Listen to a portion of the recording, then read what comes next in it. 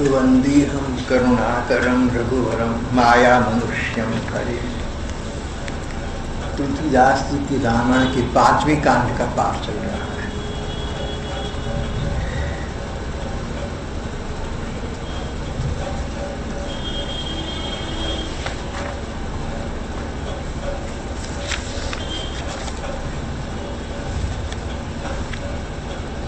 श्री हनुमान जी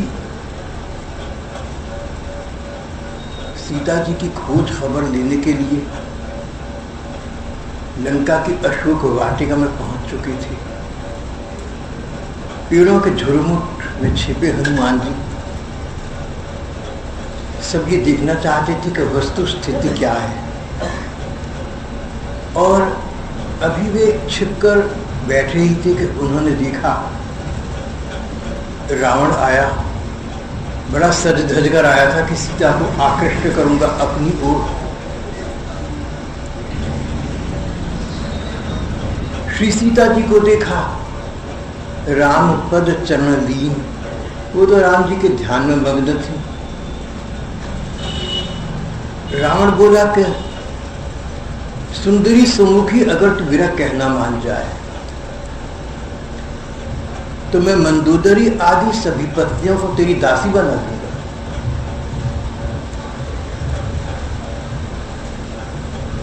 सीता जी पर इन बातों का क्या प्रभाव पड़ना था। जिसका मन कहीं लग चुका उसका मन कहीं अन्यत्र कहाँ लग जाएगा। राम जी को श्री सीता जी के विषय में सब बोध था, पर उन सर्वज्ञ ने इस लीला में हनुमान जी को सब पता लगाने के लिए भेजा था। हनुमान जी को सीता जी की स्थिति देखकर कष्ट हो रहा था, और फिर रावण राक्षसियों से कहने लगा कि तुम भयंकर रूप धारण करके सीता को सताओ, इसे कष्ट पर कष्ट दो। आज की भाषा में जैसे हम टॉर्चर कहते हैं, टॉर्मेंटेशन कहते हैं, अत्याचार करना, नृशंसता बरतना। आज बहुत सी सरकारों या संस्थाओं पर यह आरोप लगता है कि ये लोग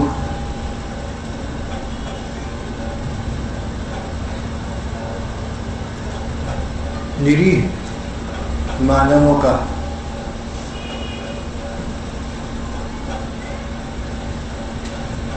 टॉर्चर करते हैं, शारीरिक कष्ट देते हैं, 3rd डिग्री मेथड्स इस्तेमाल करते हैं। रामायण पढ़कर पता लगता है कि लाखों वर्ष पहले भी शारीरिक यातना दे दी जाया करती थी। सीता जी तो राजरानी थी, राजकुमारी थी, सारे संसार में उनका नाम था, इसके बाद फैल गई सारी। कहीं कदाचित ऐसी कोई अबलाएं हो जिनका इतिहास में नाम न आया हो तो कौन कह सकता है। पर एक बात निश्चित है, इतिहास पढ़कर, ऐतिहासिक ग्रंथ पढ़कर एक बात निश्चित तो होती है,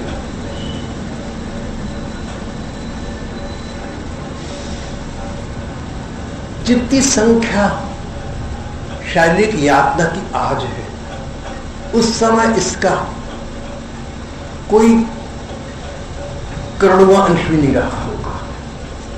और जहां था वहां भर्त्सना थी, रावण की भर्त्सना हुई थी। रावण तो राक्षसियों को समझाकर चला गया, सीता का अपमान करना, अन्याय करना इत्यादि। 1 मास के पश्चात आऊंगा, अगर सीता तब तक न मानी तो अपनी इस तलवार से उसका गला काट दूंगा। रावण चला गया। सीता ही त्रास दिखावही, धरही रूप बहु मंद। वो भयंकर राक्षसी सीता जी को बुरे से बुरे रूप धारण करके प्रकार प्रकार के भय दिखाने लगी। राक्षसी तो पहले बदसूरत और भयंकर होती थी, और भी अधिक भयंकर रूप धारण करने की क्या आवश्यकता थी। उन्हें पहले चेहरे अल्लाह मियाँ के दिया ऐसी थी, देख कर डर लगे।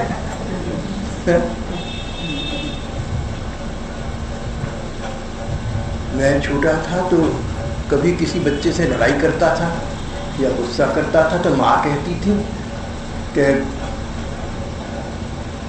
पहले ही अल्लाह मियाँ का दिया नूर बरस रहा है और तो बारे में जा रहे हो।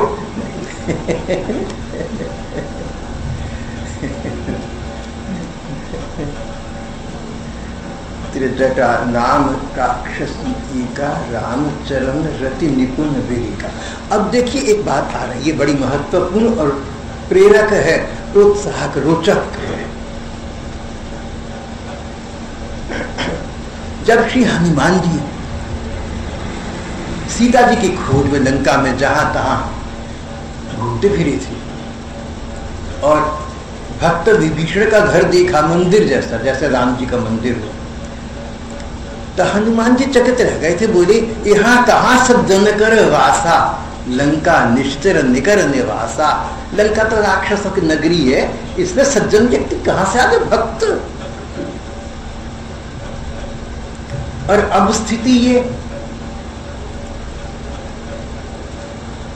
कि लंका पूरी नगरी की बात नहीं चल रही, जिस क्षेत्र में रावण का विशेष साम्राज्य था, मानो उसके घर का अंग हो, उसके प्रासाद का अंश हो।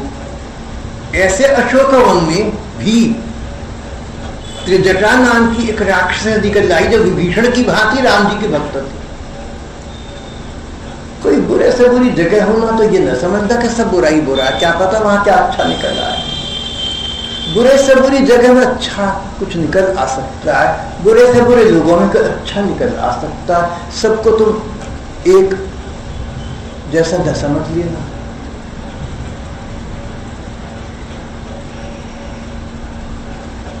राक्षसियों को सबको धमकाकर रावण गया था। जहां राक्षसों ने सीता जी को बुरे बुरे रूप धारण करके धमकाना चाहा, उन्हीं में से एक त्रिजटा नाम की राक्षसी बीच में आकर बैठ गई। बोली सुनो, रात मुझे सपना दिखा, सुबह को न दिखा, 4 दिन में सपना सच्चा हो जाएगा। इन सीताराम जी का राज्य स्थापित हो जाएगा, रावण मर जाएगा। मैंने सपना दिखा है। अरे पगलियों, तुम सीता जी की सेवा करके अपना कल्याण कर लो। मैंने स्वप्न में देखा एक बंदर ने लंका जला दी, राक्षसों की सारी सेना मार डाल दी गई। रावण बिना किसी कपड़े के एक गधे पर सवार है, सिर मुड़ा हुआ है, 20 भुजाएं कटी हुई है और वह यमपुरी को जा रहा है। मानो लंका विभीषण ने पा ली है। राम जी के नगर में दुहाई फिर गई है और प्रभु राम जी ने सीता जी को बुला लिया है। मैं तुमसे पुकार कह कहती हूँ, होई है सत्य गए दिन 4। उस 4 दिन की बातें स्वप्न सत्य होकर रहेगा।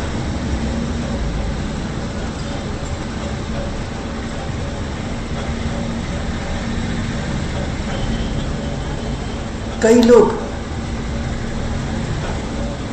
किसी कारणवश ऐसे महान हो जाते हैं, ऐसे असाधारण हो जाते हैं कि होने वाली घटनाओं का परिचय उन्हें किसी स्वप्न में मिल जाता है। स्वप्न बहुत बड़ा विज्ञान, बहुत बड़ी विद्या है और अंतरराष्ट्रीय स्तर पर स्वप्न के विषय में बहुत कुछ अध्ययन किया गया है, बहुत कुछ बताया पढ़ाया गया है। बहुत बड़ी विद्या है स्वप्न विद्या, लेकिन इसका महत्व न देना। यहां प्रसंग इतना है कि रावण की अपनी राजभवन की एक पुरी में राक्षसियों के बीच एक त्रिजटा निकल आई जो राम जी के प्रति प्रीति रखती थी, और राम जी के प्रति प्रीति अनुराग इतना सच्चा, इतना परिपूर्ण कि राम जी का राज्य होने वाला है। ये पूरी घटना सपनों से सुबह दी के राम से बाद में आया। उसने राक्षसी सखी सहेलियों को समझाया, अरे 4 दिन के बाद ये सीता राजरानी होंगी, ये महारानी होंगी, तो सोचो तुम्हारी तो क्या स्थिति होगी। अरे भगो यहां से। राक्षसियां डर गई, श्री सीता जी के चरणों पर गिर पड़ी और जहां तहां तितर बितर हो गई। तो समाज में अपवाद, एक्सेप्शंस कहीं भी निकल आती हैं। जिस प्रकार आजकल ऐसा मानते कि अच्छे अच्छे लोगों के बीच में कोई आदमी जिसको हम अच्छा समझते सचमुच बुरा निकल आता है, ऐसे बुरे बुरे लोगों के बीच में कोई अच्छे भी निकल आते हैं।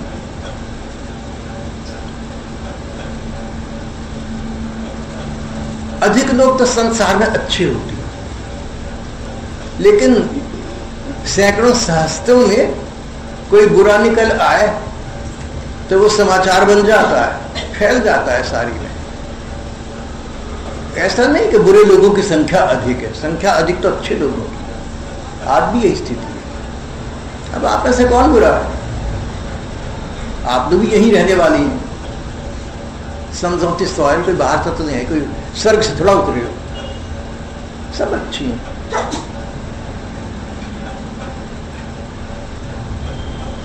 अच्छाई का पर्यवसान, अच्छाई का पराकर्ष, गुडनेस का पराकर्ष का कल्मिनेशन गॉडलीनेस में होना चाहिए। गुडनेस ऑट टू, गुडनेस अच्छाई, कल्मिनेटिंग इनटू गॉडलीनेस। अच्छाई का लाभ तब है जब व्यक्ति भक्ति मार्ग की ओर बढ़ जाए, भगवान के ओर आकर्षित हो जाए। जो लोग भगवान के प्रति निष्ठा आस्था रखते हैं, उनमें से कईयों को समय के अवसर के अनुकूल स्वप्न कोई सूचना दे दिया करते हैं। त्रिजटा के साथ यही हुआ था। राक्षस से सुना तो जहां तहां भाग ली। सीता जी ये तो पहले भी सब समझती थी, त्रिजटा को जानती पहचानती थी। सीता जी कोई साधारण महिला तो थी, भूमि से प्रकट हुई थी। किसी शारीरिक, किसी माता पिता के शरीर से तो उनका जन्म नहीं हुआ था, देव कन्या थी। दूसरी बात, राजा जनक ने उन्हें अपनी बेटी समझकर पाल पोस के बड़ा करा। राजा जनक सारे संसार के बड़े बड़े अधिपतियों में एक थे, महान थे, ज्ञानी थे, विद्वान थे। उनका राजकाज कुशल पूर्वक चल रहा था, तो राज परिवार के बच्चों में प्रशासन के गुण आ जाएं, स्वाभाविक बात। शासन प्रशासन की योग्यता श्री सीता जी में थी, जिसे कहते हैं उड़ती चिड़िया को चाल पहचान सकती थी। राजकुमारी के राजा क्या रही थी, राज करना उनके रक्त में था। राजा दशरथ के पुत्र वधु बनी राम जी के यहाँ, उनकी सहधर्मिणी बनी। दशरथ जी वही जनक जी की भांति साम्राज्यशाली। तो सीता जी कुशल बुद्धि थी, व्युत्पन्नमती थी, मेधावी थी। स्थिति को और किसी व्यक्ति को एक आंख देखकर समझ जाती थी क्या होगा, कैसा होगा। तो सीता जी ये तो जानती ही थी कि ये त्रिजटा राम जी के प्रति प्रीति का भाव रखती है। ये सबसे अलग थलग है, लेकिन इस विचार को व्यक्त करने का अवसर कभी पहले न आया था। आज परिस्थितियों ने वो स्थिति उत्पन्न कर दी। सीता जी ने देखा कि त्रिजटा ने बिना रावण का भय खाए राक्षसियों को चेताकर सीता जी के पास से उन्हें दूर भेज दिया। तो श्री सीता जी का त्रिजटा में पहले से जो विश्वास था वो द्विगुणित वर्धमान, दुगना हो गया। और अब विसंगति की स्थिति थी, संकट का काल था। तो अपने से उम्र में बहुत बड़ी त्रिजटा को सीता जी ने नमन किया, हाथ जोड़कर प्रणाम किया, बोली त्रिजटा सन बोली कर जोरी, हाथ जोड़कर कहा, विनम्रता, राजकुमारी, राजरानी, लेकिन एक साधारण सी भृत्या के सम्मुख उसकी उम्र देखकर, आयु देखकर उसको नमन कर रही है। माँ तू माँ विपत्ति संगिनी तय मोरी, माँ कष्ट काल में तू मेरा साथ दे रही है। जो कष्ट काल में आपके काम आए वही तो आपका वास्तविक अपना है। बड़ा विकट है संसार एक दृष्टि से। होता तो उल्टा है ना संसार में। अनुभवी जनों से पूछिए, बड़े बुजुर्गों से पूछिए, आप में कई ऐसे होंगे जिनको ये कड़वा अनुभव होगा कि जब संकट काल आता है तो अपने लोग भी अपने नहीं रहते, पराई हो जाते। अंग्रेजी की कहावत सुनी होगी आपने, कोई भी कष्ट आ जाए, तकलीफ आ जाए, रोने में बैठ जाना, दुनिया के सामने शिकवे शिकायतें मत करने लगना, कौन सुनेगा तुम्हारी। देखो जब तक तुम खुश नजर आते हो ना, पैसा प्रतिष्ठा स्वास्थ्य सब कुछ है, तभी तक समाज तुम्हारा है। When you laugh, the world laughs with you, but if you weep, nobody weeps with you. रोने के समय कोई कंधे से कंधा मिलाकर आंखों में आंसू बहा के बैठ जाए, ऐसा नहीं होएगा। नहीं ऐसा संसार। कहाँ है लोगों को समय किसी के लिए? हमारे पास दूसरों के लिए समय नहीं है, हम किसी और से शिकायत क्या करेंगे? व्यक्ति मात्र इस संसार में अकेला है, केवल उस व्यक्ति के जिसने भगवान के नाम का आश्रय लिया। वो आप और हम भी ले सकते हैं। भगवान के नाम का आश्रय ले लें तो भगवान हमें कभी भी निराश्रित नहीं छोड़ेंगे, चाहे हमारी कितनी भी विवशता की स्थिति क्यों ना आ गई हो। इसलिए भगवान के नाम रूप का आश्रय लेना ही विवेक, समझ और धैर्य की बात है। श्री सीता जी ने देखा कि राक्षसी है ये, राक्षस नगर में रहती है, राक्षस के बीच रहती है, पर स्वभाव साधुओं वाला है। सीता जी को कष्ट में पड़े देखा, उनका कष्ट सहन न कर सके। जो कष्ट देने आई थी उनको धमका कर, चेता कर, समझा कर भेज दिया वापस। मातु विपत्ति संगीनी तय मोरी, विपत्ति में तू मेरा साथ दे रही है मां, तो तू तो मेरी मां हो गई, तू तो मेरी बहन हो गई, तू तो मेरी भाई हो गई, तू तो मेरी अपनी हो गई। कष्ट काल में जो काम आए वही तो वास्तविक मित्र है। मित्र की परिभाषा संस्कृत में की गई, जो विपरीत स्थिति से हमारा त्राण करे उसे मित्र है।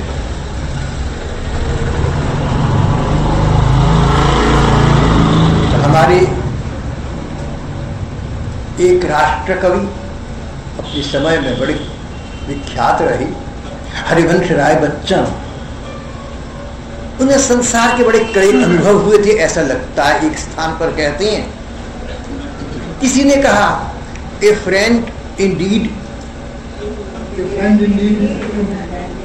ए friend in need is a friend in deed. आवश्यकता पर जो काम आए वो मित्र होता है। तो उन्होंने इसको थोड़ा सा उल्टा कर दिया, इसकी पैरोडी बना दी, a friend in deed is a friend in deed. सचमुच मित्र तो वो है जिसको आपसे कोई काम निकलता हो, आवश्यकता पड़ती है, वो मित्र है आपका। समय ऐसा है, कस्य दूषणम, किसको दोष देना, ये तो युग धर्म है। सीता जी ने कहा, मां तू मेरी इस विपत्ति की संगीनी है, तो मेरा एक काम करती, एक सहायता, एक सेवा कर दे। मैं शरीर छोड़ना चाहती हूं, मेरी जिजीविषा समाप्त हो गई, जीने की इच्छा नहीं, मैं जी कर क्या करूंगा, उस जीवन का क्या करूं जो मेरे राम जी नहीं। ये जीवन मेरे लिए मृत्यु से अधिक दुर्धर्ष हो चला है। मृत्यु तो एक क्षण हुआ करती है, पर मां मेरी मृत्यु तो पल पल में हो रही है। क्षण क्षण में अपने को मैं मृत्यु का, अपने को प्रलयंकर कष्ट का पात्र पा रही हूं। भयंकर कष्ट है मुझे। राम जी के बिना जीना नितांत अप्रिय हो चला, यहां तक कि अब तो सांस लेने का दिल नहीं होता, श्वास का आना जाना बुरा लगने लगा। मैं जीवित तो क्यों हूं, किसके लिए हूं? मां काट लाकर चिता बनाकर सजा दे, उसमें आग लगा दे, मैं उसमें अपनी आग को भस्मसात कर दूंगी, नष्ट विनष्ट कर दूंगी। और त्रिजटा सीता उनकी शरण में जा रही थी, उम्र में छोटी थी, तो क्या हुआ, सीता जी का व्यक्तित्व, उनकी वास्तविकता तो संसार में सबसे बड़ी थी। त्रिजटा ने सीता जी को अपने प्रति आश्रित देखकर भी उनका पूरा सम्मान किया।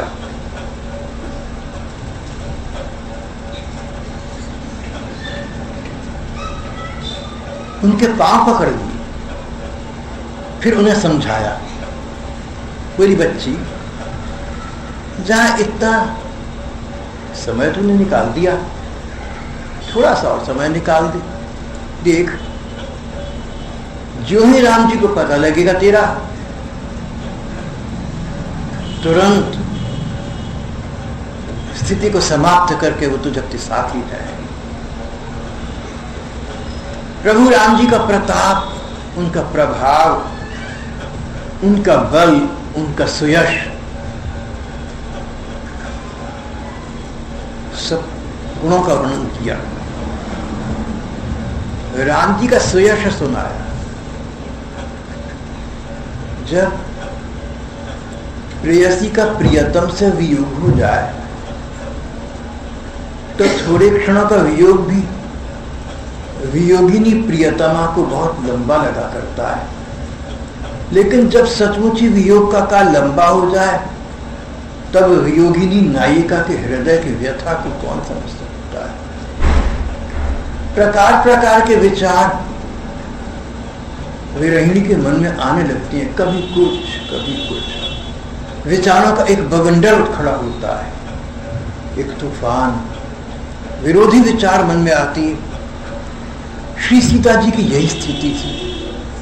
कहीं ऐसा तो नहीं है कि राम जी तो बहुत राग अनुराग से मेरा वर्ण करके मुझे अपने यहाँ लाई थी, लेकिन साथ रहने के पश्चात उन्होंने मुझ में कोई न्यूनताएं देखी हो, कोई अपूर्णता देखी हो, इसलिए मेरी ओर से कदाचित कुछ उपराम हो गई।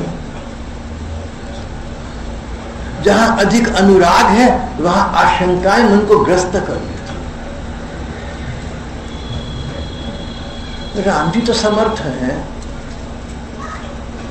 सर्वज्ञ है, और मेरी ओर से मानो अनजान बने हुए हैं। राम जी में तो न्यूनता हो नहीं सकती, कोई न्यूनता है तो मुझ में होगी। फिर विचार अगला आता, अरे मैं तो पगली, क्या हो गया मेरी अकल को, एक न्यूनता की क्या बात, मुझ सीता में तो न्यूनताएं अपूर्णताएं भरी पड़ी हैं। सखीरी हो अवगुण की खान, अवगुण तो भरे पड़ी हैं मेरे में। अब तक राम जी ने मुझे सराहा, मुझे संभाला, मुझे स्थान दिया, कब तक देते, कदाचित अब उपराम हो गए। निराशा, आशा का स्थान जब लेने लगी तो सर्वज्ञ भक्त वत्सल ने त्रिजटा को पास भेज दिया, अपना संदेश, अपना अनकहा संदेश उसके मुंह से निकलवाने के लिए। आपके हमारे जीवन में ऐसी घटनाएं कई बार घटती, जब किसी व्यक्ति के मुख से, किसी बड़ी बूढ़े या किसी बच्चे के मुंह से, किसी समाचार पत्र के, किसी रिपोर्ट के माध्यम से, किसी दूरदर्शन की वाहिका के माध्यम से, दूरदर्शन की वाहिका जाने, टीवी की चैनल जैसे अंग्रेजी में बोलते हैं, किसी टीवी चैनल, आप तो यूं ही चैनल पर चैनल घुमाकर देख रहे थे, यूं ही वक्त इकट्ठी के लिए अचानक, और कहीं वहां पर ऐसा वाक्य किसी ने बोला आपके मन को छू गया। ये भगवान ने संदेश दिया आपको, ये संदेश यूं ही नहीं आ गया, ये अकस्मात नहीं है, ये सहसा नहीं है, ये संयोग की बात नहीं है। श्री भगवान ने आपके प्रति कृपा करके उस माध्यम को अपनाया जिसमें आप लगे हुए थे, उसी माध्यम से आपको बात बता दी। ठाकुर का संदेश था। भगवान तो जब दिखते नहीं तब भी हमें दिखते होती हैं। जब हम उन्हें सुनते नहीं, हमारे कान में कुछ कह रहे होते हैं। यही तो उनकी ठकुराई है, यही तो उनकी भक्त वत्सलता है, यही तो उनकी भगवत्ता है। नन्हे से बच्चे को देखिए, उसको नहीं पता कि आप उसके बारे में क्या क्या सोच रहे हैं, लेकिन आप क्या सोच रहे होते, कर रहे होते।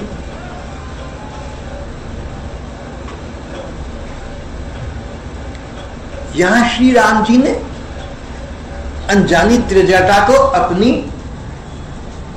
अपनी वाणी का माध्यम बनाया। त्रिजटा के मुंह से बात निकलवाई। त्रिजटा ने कहा, पगली सीता चिंता क्यों करती है? उसको राम जी का सुयश सुनाया। यश, जो दूसरे का भला करने पर भला करे, यशस्वी है। जो अच्छा करे आपका, आप उनका और भी अधिक अच्छा करें।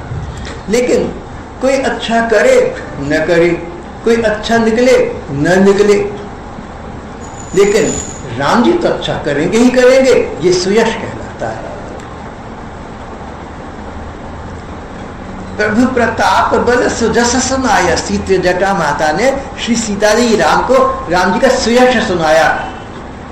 मनोवैज्ञानिक स्तर पर सीता, अगर तेरे मन में ये शंका आ चुकी बच्ची कि कहीं राम जी तुझे नकार में तो नहीं लगे, कहीं तू उनके जीवन में तेरा स्थान कुछ कम तो नहीं हो गया, अधिक अनुराग में आशंकाएं हो जाती, मेरी बच्ची तेरे मन में आशंका हो गई हो ना, तो तू अपना मत सोच, अरे तू कैसी है, कैसी भी हो, लेकिन राम जी कैसी ये सोच। राम जी का सुयश है। अगर तेरी बात सच मानी जाए, अगर तेरी शंका तुझ पर वास्तविक उतरती हो, तब भी राम जी तो जो छोड़ने और विसारने वाले नहीं है, वो तो प्रतीक्षा में है। कहाँ पता लगे सीता पर जाकर ले हम, और देखिए हुई है सत्य, गए दिन 4 दिन में मेरा सत्य सत्य हो जाएगा, राम जी तुझे लेकर जाएंगे। बाद में ऐसा हुआ।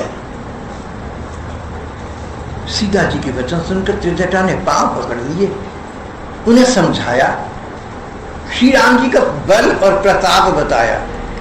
अगर रावण को जीतने के लिए बल चाहिए तो उनके पास तो करोड़ों गुना, अगणित गुना बल है। उनके सामने रावण क्या है? अगर प्रताप, तेज, ओज, चमत्कार, राम जी के सामने सारा ब्रह्मांड नहीं ठहरता।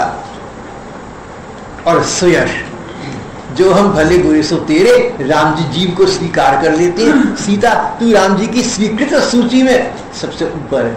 सच कहूं तो श्री राम जी की एक ऐसी सूची है जिसमें तेरे अतिरिक्त और किसी का नाम ही नहीं है।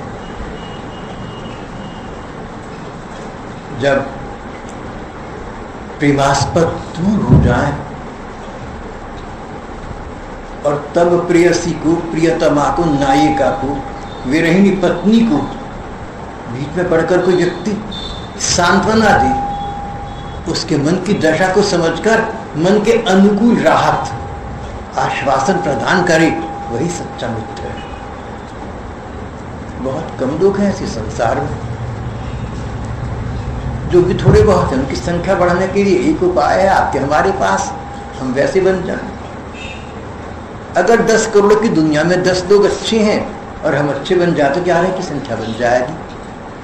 अपने आप से हमें आरंभ कर देना चाहिए।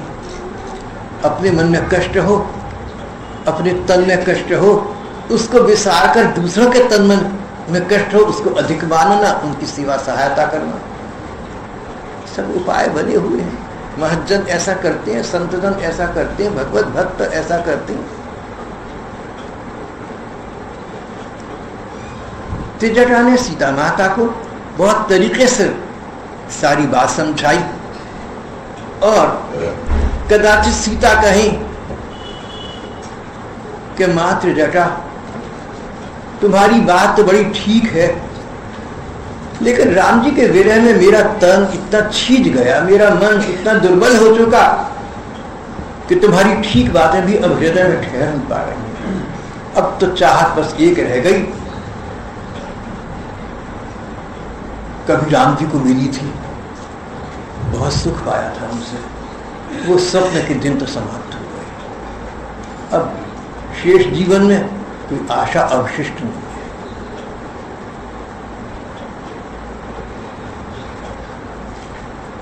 तो मां तुम मुझे उपदेश की बातें मत सुनाओ, मुझे सांत्वना मत दो, मुझे आश्वासन मत दो।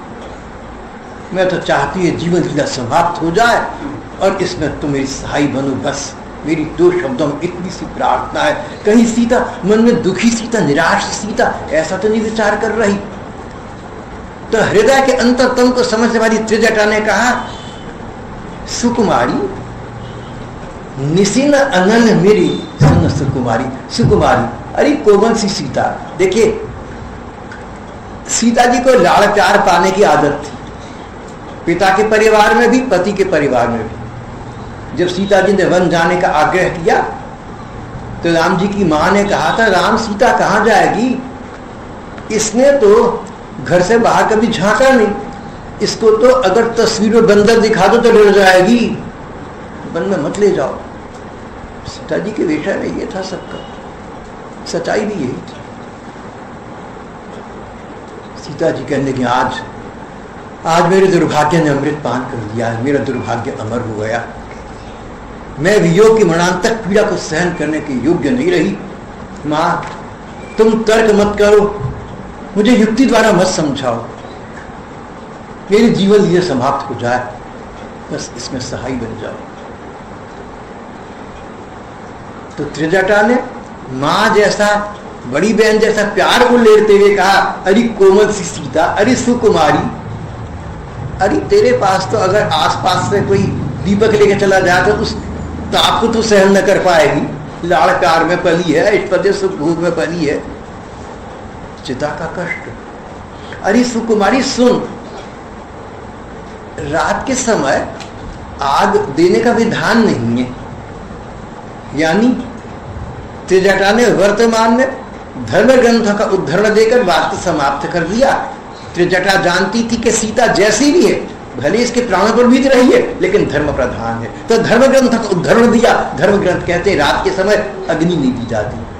त्रिजटा ऐसा कहने में चाहती नहीं थी, दुख पा रही थी, लेकिन कोई विकल्प न देखकर, अन्य कोई स्थिति संभव न देखकर ऐसी बात कही जो सीता जी के मन को तुरंत में जग जाए। आज रात को सीता बच गई ना, तो कल तक क्या पता प्रभु राम जी इसको ले ही जाए। अगर विपत्ति सिर पर मंडराने लगे तो किसी भी प्रकार तुरंत में उसको दूर करने का प्रयत्न करना चाहिए। थोड़ी देर के बाद क्या पता विपत्ति के बादल स्वयं तितर बितर हो जाए, आकाश निर्मल हो जाए, सूर्य देव उदित हो जाए, आपका जीवन आलोकित और प्रकाशित हो जाए। कहलाने के लिए राक्षसी त्रिजटा ने सीता को लाडली मां की तरह समझाया और ऐसा तर्क दिया जो धर्म प्राण सीता समझ गई। बोली अच्छा कल को देखा जाएगा।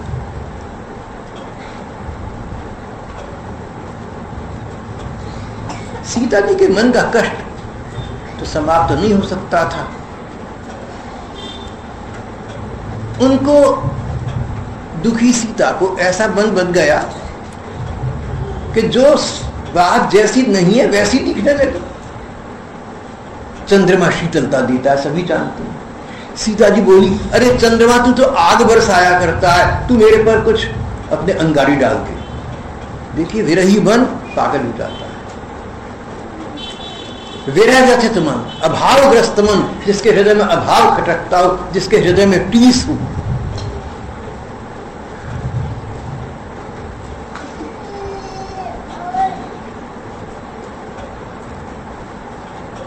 विधाता ही विपरीत हो गया।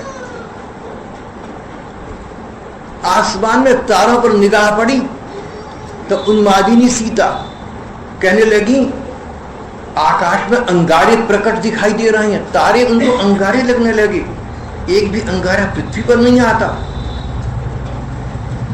अशोक वृक्ष से अपने मन की बात कहने लगी। जब सुनने वाला कोई ना हो, प्रेमास्पद ना हो, प्रियवर ना हो, मित्रगण ना हो, तो पशु पक्षी और पेड़ पौधे, दुखी व्यक्ति उन सब के मन का दुख करने लगता है।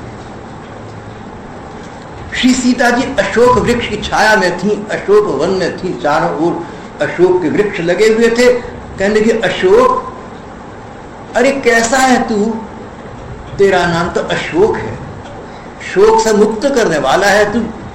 मैं सीता तेरी छाया में बैठी हूं। वृक्ष का काम है जो उसकी छाया में आ जाए उसको विश्राम प्रदान करना, और तू तो अशोक है, सबके शोक को नष्ट करने वाला है। मैं सीता तेरी छाया में बैठी हूं, मैं सीता शोक संतप्त हूं। भैया तू मेरी क्यों नहीं सुनता, तू मेरी ओर क्यों नहीं देखता? मेरे शोक को समाप्त कर दे, अपने नाम को सार्थक कर दे। जब सीता जी फिक्रे बोल वाक्य बोल रही थी, सोच रही थी,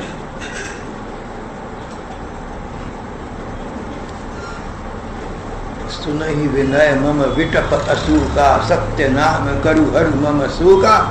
उस समय देखी परम विरहातुर सीता, असाध्य कष्ट में पड़ी श्री सीता जी को। परम स्नेही हनुमान जी ने देखा, किसी को कष्ट में देखने से अपने को कष्ट होता है, और अपने प्रियजनों को कष्ट में देखकर अधिक कष्ट होता है। श्री सीताराम जी को कष्ट में देखना हनुमान जी से बड़ा कष्ट नहीं हो सकता था। जब उन्होंने सीता जी को असह्य कष्ट का ग्रास होते देखा, देखी परम विरहाकुल सीता, सो क्षण वो क्षण कपि ही कल्प संबीता। वो एक क्षण हनुमान के एक कल्प हो गया, अनंत हो गया। ऐसा लगता था हनुमान जी को कि ये क्षण समाप्त होने वाला नहीं है, इतना कष्ट था। अब और कोई उपाय न देखकर हनुमान जी ने अपना उपाय किया। उन्होंने धीरे से राम जी की अंकित एक मुद्रिका, एक अंगूठी श्री सीता जी के सामने डाली। दीनी मुद्रिका डारी तब। अब ये स्थिति देखकर और कोई विकल्प और कोई उपाय न देखकर श्री हनुमानी ने दीनी मुद्रिका डारी, मुद्रिका अंगूठी श्री सीता जी के सामने डाल दी। जनु अशोक अंगार, दुखी दिल की सीता जी ने, अरे सचमुच अशोक वृक्ष ने मुझे अंगारा दे दिया, जलकर मैं राख हो जाऊं, इसलिए अशोक वृक्ष ने मेरी विनती सुन ली। दीन हर्ष उठ कर गहेऊ, हर्ष से बड़े प्रसन्न होकर, अंगारा समझकर, शूला समझकर उस मुद्रिका को उठा लिया। चलो विधाता ने मेरी सुन ली, अब इसके अग्नि में मैं अपने आप को भस्मीभूत कर जलाकर राख कर दूंगी। लेकिन यहां दृष्टि परिवर्तन हुआ। ये अंगारा नहीं है, ये तारा नहीं है, ये अशोक वृक्ष का कोई फूल, कोई कांटा नहीं है, ये तो सुंदर सी अंगूठी कैसी है जो मेरे मन को अकुला रही है। मेरा मन तो किसी साधारण अंगूठी पर अकुलाया नहीं करता। और फिर घुमा फिरा कर देखा, बार बार देखा, राम नाम अंकित अति सुंदर, ये तो राम जी की मुद्रिका है। चकित सीता जी, हर्ष विषाद हृदय अकुलानी, एक क्षण में उनका हृदय हर्ष और विषाद से भर गया। हर्ष, राम जी की अंगूठी देखने को मिली, राम जी कहीं आसपास है, कदाचित मुझे लेने आ रहे हैं। विषाद, क्या पता ये किसी राक्षस की माया हो। फिर एक उहापोह में पड़ गई, एक कश्मकश में पड़ गई, एक द्वंद्व में पड़ गई। समझ ना रहा था क्या स्थिति है ये अंगूठी है तो राम जी की, माया ते असी रचि नहीं जाई। राक्षस हो या देवता हो, माया से कोई राम जी की मुद्रिका, राम जी की अंगूठी कोई माया से बना ही नहीं सकता। जिस प्रकार कोई बड़े से बड़ा मायावी नए भगवान का निर्माण नहीं कर सकता, इसी प्रकार राम जी के आभूषण, राम जी के उपाधान, राम जी की वस्तुएं, राम जी की इच्छा के बिना कोई बना सकता ही नहीं। तो फिर ये अंगूठी वास्तविक है, सचमुच राम जी की है। फिर जिस हृदय में अनुराग भरा था, राम जी के ऐश्वर्य को भूल गया। हृदय में अनुराग पनपता है तो ऐश्वर्य भूल जाता है।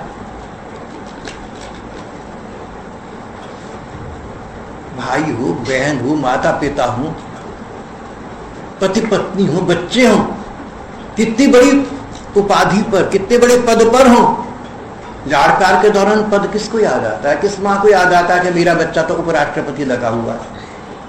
माँ तो बच्चे से वैसी बात करेगी जैसे करती है, पति पत्नी एक दूसरे से वैसी बात करेंगे।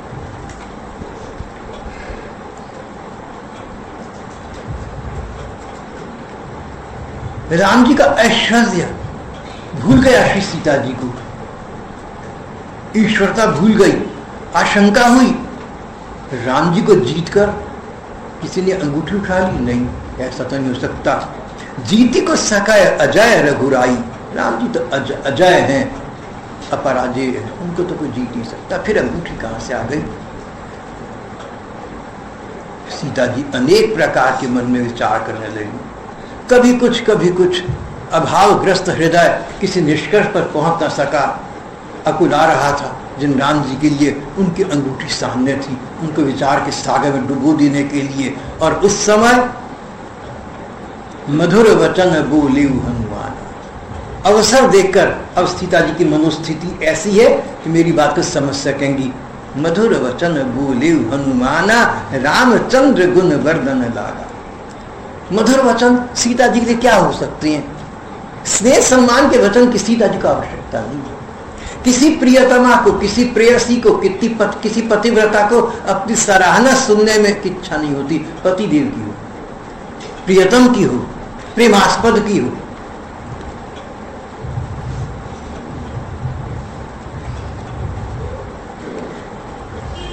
तो सीता जी को प्रसन्नता प्राप्त कराने का उपाय, उन्हें थोड़ा सा नॉर्मल करने का, सामान्य मनोस्थिति में लाने का उपाय था राम जी के रामचंद्र गुण वर्णन लागी।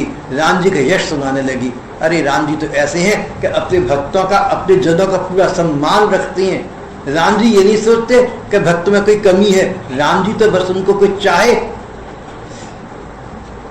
राम ही केवल प्रेम प्यारा, तो वो तो प्रेम के वश हैं, राम जी के गुणों का गान करने लगे। इस प्रकार सीता जी को उन्होंने सांत्वना दी कि भला तुम्हें राम जी कैसे भूल सकती हैं। राम जी का यश वर्णन किया, सीता जी कुछ संतुलित हो गई। लागी सुने श्रवण मन लाई, सीता जी ध्यान पूर्वक सुनने लगी। कहां से सुमधुर स्वर आ रहा है? स्वर मधुरतम आ रहा है। किसका स्वर है ये? श्री राम जी का यश वर्णन। आज सुदीर्घ समय के पश्चात ये सुंदर अवसर आया है। मानो जिजीविषा जागृत हो गई, मानो जीने की राह मिल गई, मानो निर्जीव शरीर में प्राणों का संचार हो गया। भैया कौन है जो ऐसी बातें करे, सामने क्यों नहीं आता? शेष प्रसंग समय हो चला है, कल करेंगे।